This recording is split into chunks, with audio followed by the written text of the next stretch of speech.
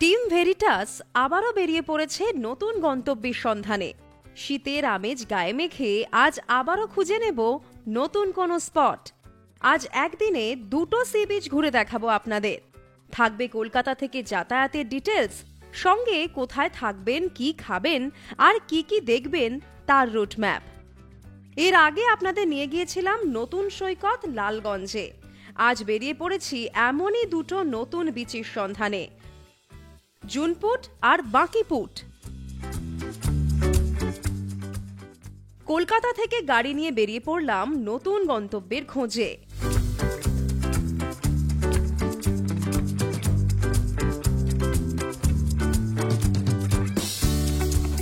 Kolaghat, Mecheda, Nandakumar island পেরিয়ে ধরে নিলাম দীঘার রাস্তা। ঘণ্টাখানেক পরই পৌঁছে গেলাম কাঁথি বা কন্টাই। এখান থেকে ভরসা জিপিএস আর স্থানীয় মানুষজনের ডিরেকশন। জুনপুট রোড ধরে এগিয়ে চললাম। আধ ঘন্টা পরই পৌঁছে গেলাম জুনপুট মোড়ে। এখানে তিন দিকে তিনটি বিচ। একটা কনফিউশন কাজ করছিল কোন সি বিচে আগে যাব তা নিয়ে।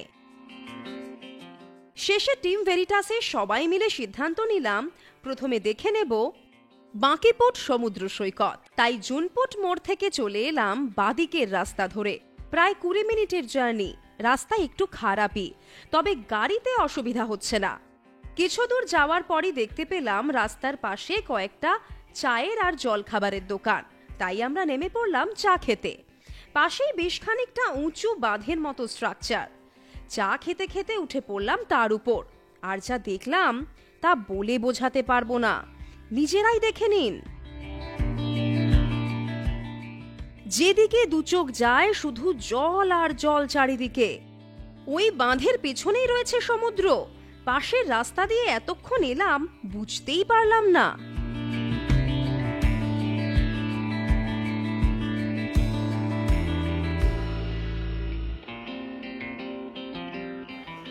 এই মুহূর্তে আমরা রয়েছি বাঁকিপুট সি বিচে।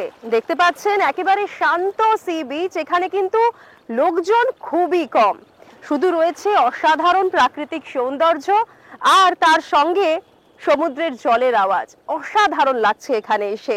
অনেক কিছু দেখার আছে এখানে, সব দেখাবো আপনাদের, সঙ্গে থাকুন। কি দারুণ বাঁধানো সমুদ্রের ধার। এখানে বসে আরামে জলে পা ডোবানো যায়। দূরে দেখা যাচ্ছে বিস্তীর্ণ সমুদ্র সৈকত আর ঝাউবন। বাঁকিপুটে অনেক কিছু আছে দেখার মতো।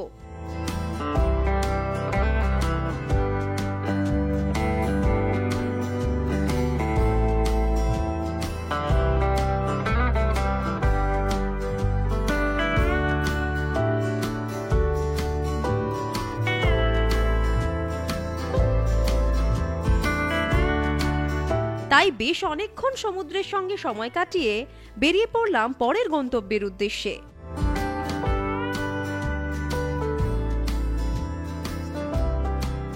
এবার দেখে নেব বঙ্কিমচন্দ্র চট্টোপাধ্যায়ের বিখ্যাত উপন্যাস কপালকুণ্ডলায় যে কালী মন্দিরের উল্লেখ ছিল সেই কালী মন্দির। 1866 সালে প্রকাশিত হয় সাহিত্য সম্রাট বঙ্কিমচন্দ্র চট্টোপাধ্যায়ের বিখ্যাত উপন্যাস কপালকুণ্ডলা। সেই কপালকুণ্ডলা উপন্যাসে যে মন্দিরের কথা উল্লেখ করা হয়েছিল এই সেই কালী মন্দির।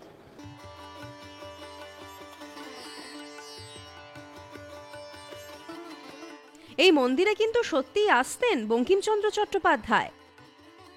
কাঁথির ডেপুটি ম্যাজিস্ট্রেট থাকাকালীন এই গ্রামে কয়েক বছর ছিলেন তিনি। এখানে বসেই তিনি লিখেছিলেন সেই বিখ্যাত উপন্যাস কপালকুণ্ডলা। আর যে কাপালিকের উল্লেখ আমরা পাই উপন্যাসে, সেই কাপালিকও নাকি একসময় ছিলেন এখানে। শুনে নিন কি বলছেন বর্তমান কপালকুণ্ডলা কালী মন্দিরের পূজারী। আদি কালী মন্দির বলতে কপালকুণ্ডলার কিছুই নেই। এখানটা ছিল কাপালিকের পর্ণকুটির, রসলপুর নদীর মোহনার কাছে। ওখানটা তিনি নরবলি দিতেন, জঙ্গলের মধ্যে থাকতেন, নরবলি দিতেন। এখানটা একটা পর্ণকুটির ছিল। কালী মন্দিরের ঠিক পিছনেই রয়েছে শিব মন্দির। বেশ অন্যরকম অনুভূতি হয় এই মন্দিরে ঢুকলে। কপালকুণ্ডলা কালী মন্দিরের ঠিক পেছন দিকেই রয়েছে বাবা সিদ্ধেশ্বরের মন্দির। চলুন আপনাদের দেখাই কি রয়েছে ভেতরে।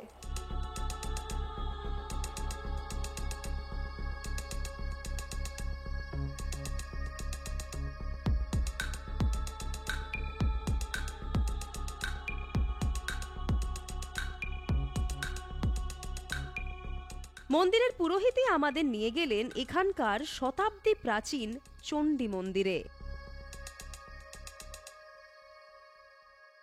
বাবা সিদ্ধেশ্বরের মন্দির থেকে এবার আমরা চলে এসেছি এই চণ্ডী মন্দিরে। যা শুনলাম এই মন্দির নাকি ব্রিটিশ আমলে তৈরি, বহু বছর আগে তৈরি হয়েছে এই মন্দির। ব্রিটিশ আমলে এই মন্দির থেকে সমস্ত মূর্তি চুরি করে নিয়ে যাওয়া হয়েছিল, তারপর থেকে এখানে বন্ধ রয়েছে পুজো। কিন্তু আজও অনেক কিছু দেখার মতো হয়তো রয়ে গিয়েছে, আসুন দেখাই।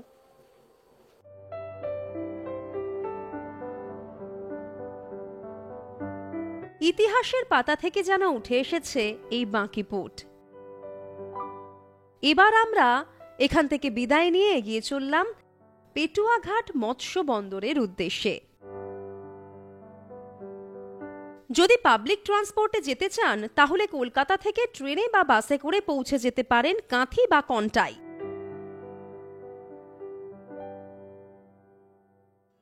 সেখান থেকে অটো ও টোটোয় করে পৌঁছে যাবেন বাঁকিপুট আর জুনপুট। খরচ হবে 300 থেকে 500 টাকা। অটো রিজার্ভ করেও ঘুরতে পারেন গোটা বাঁকিপুট। পেটুয়াঘাট মৎস্যবন্দর যাওয়ার রাস্তায় পড়ল দরিয়াপুর লাইট হাউস। বিকেল 4টে থেকে 5টা লাইট হাউসের ভেতরে ঢুকতে দেওয়া হয়।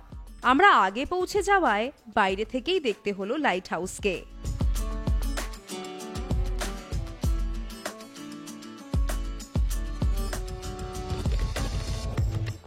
এরপর সোজা জিপিএস অনুযায়ী পৌঁছে গেলাম পেটুয়াঘাট মৎস্য বন্দরে।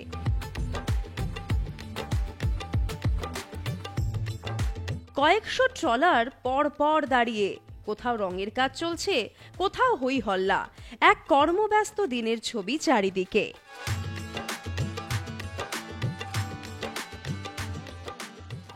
আমরা চলে এসেছি পেটুয়াঘাট ফিশারিজ বন্দরে। আপনাদের দেখাবো কিভাবে কাজ হয় এখানে, দেখুন।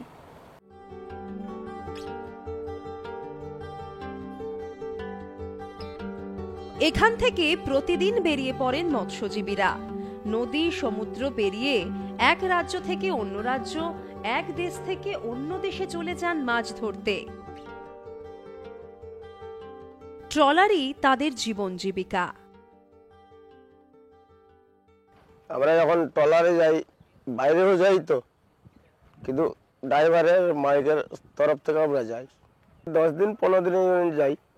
এবার যখন মাছ বেশি হবে তখন 4 দিনেও ঘুরে আসতে পারি। আমরা এখান থেকে বাংলাদেশেও যাই, আর এই আমাদের এই বেঙ্গলের ভিতরে। এরপর এখান থেকে আমরা বেরিয়ে পড়লাম পরের সি বিচের উদ্দেশ্যে। এই সি বিচ একদম ভার্জিন সি বিচ, জুনপুট সমুদ্র সৈকত। আবারও চলে এলাম জুনপুট মোড়ে। এবার মোড় থেকে এগিয়ে গেলাম জুনপুট সমুদ্র সৈকতের উদ্দেশ্যে। গাড়ি এখানে কিন্তু বেশি দূর যাবে না, তাই গাড়ি থেকে নেমে পড়তে হলো। এবার পায়ে হেঁটে ম্যানগ্রোভ আর ঝাউবন পেরিয়ে পৌঁছতে হবে জুনপুট সমুদ্র সৈকতে। এবার আমরা চলে যাব জুনপুট সি বিচে। আমার ঠিক পিছনেই দেখতে পাচ্ছেন একটি কাঠের ব্রিজ। এই ব্রিজ পেরিয়েই কিন্তু আমরা চলে যাব ঝাউবনের মধ্যে দিয়ে সি বিচে। এই ব্রিজটা দেখে আমার কিন্তু হেনরি আইল্যান্ডের কথা মনে পড়ে যাচ্ছে। আপনাদের কি মনে পড়ছে হেনরি আইল্যান্ডের কথা? চলুন দেখে নি জুনপুট সি বিচ ঠিক কেমন দেখতে। চলে আসুন আমার সঙ্গে।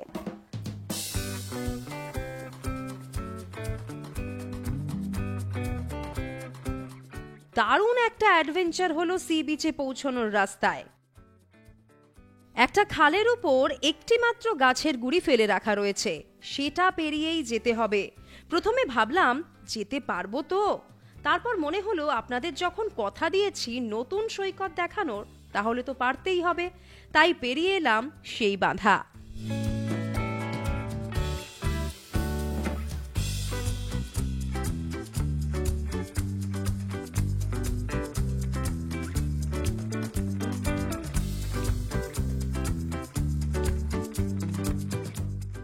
এবার দুটো মাঠ আর ঝাউবন পেরিয়ে পৌঁছলাম সেই অসাধারণ শান্ত স্নিগ্ধ জনমানবহীন ভার্জিন সি বিচে, জুনপুট সি বিচে।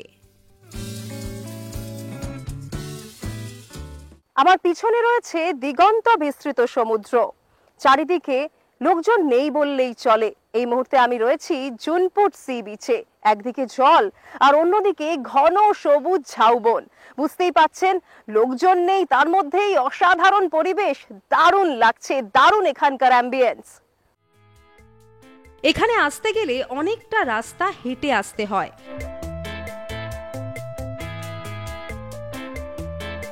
তবে আসার পর যেমন সৌন্দর্য দেখলাম সমুদ্রের, তা অনেক দিন মনে থাকবে। স্বচ্ছ জল আর পরিষ্কার আনকোরা সমুদ্র সৈকত, আর কি চাই বলুন? প্রিয়জনের সঙ্গে অনেকটা সময় এখানে কাটিয়ে ফেলা যায়। তবে সন্ধে হওয়ার আগে কিন্তু ফিরে যেতে ভুলবেন না। এখানে দোকানপাট নেই, তাই খাবার আর জল সঙ্গে করে নিয়ে আসতে পারেন। আর প্রায় 2 কিলোমিটার হাঁটতে হবে, তাই বয়স্কদের নিয়ে না আসাই ভালো এখানে। তবে যারা অ্যাডভেঞ্চার পছন্দ করেন তাদের জন্য দারুণ ডেস্টিনেশন জুনপুর সমুদ্র সৈকত। কোথায় থাকবেন বাঁকিপুট আর জুনপুটে? বাঁকিপুটে থাকার একমাত্র হোটেল গোল্ডেন শাইন ঝিনুক রেসিডেন্সি। হোটেল থেকেই সি বিচে যাওয়া যায়। আর জুনপুটে রয়েছে পাখি গেস্ট হাউস। দুটি জায়গাতেই থাকা ও খাওয়া দাওয়ার সুব্যবস্থা রয়েছে। শীতের একটা উইকেন্ডে ঘুরে যাওয়ার জন্য দারুণ এই বাঁকিপুট জুনপুট ট্রিপ। হাতে সময় থাকলে সঙ্গে রাখতে পারেন বগুড়ান জলপাইকে। এই বগুড়ান জলপাইয়ের ডিটেলস ভিডিও নিয়ে আসছি এরপরই। সঙ্গে থাকুন আর অবশ্যই লাইক, শেয়ার এন্ড সাবস্ক্রাইব করতে ভুলবেন না। আর অবশ্যই বেল আইকনে ক্লিক করবেন। কোনো প্রশ্ন থাকলে কমেন্টে জিজ্ঞেস করতে পারেন। সব তথ্য আপনাদের কাছে পৌঁছে দিতে আমরা যথাযথ চেষ্টা করব।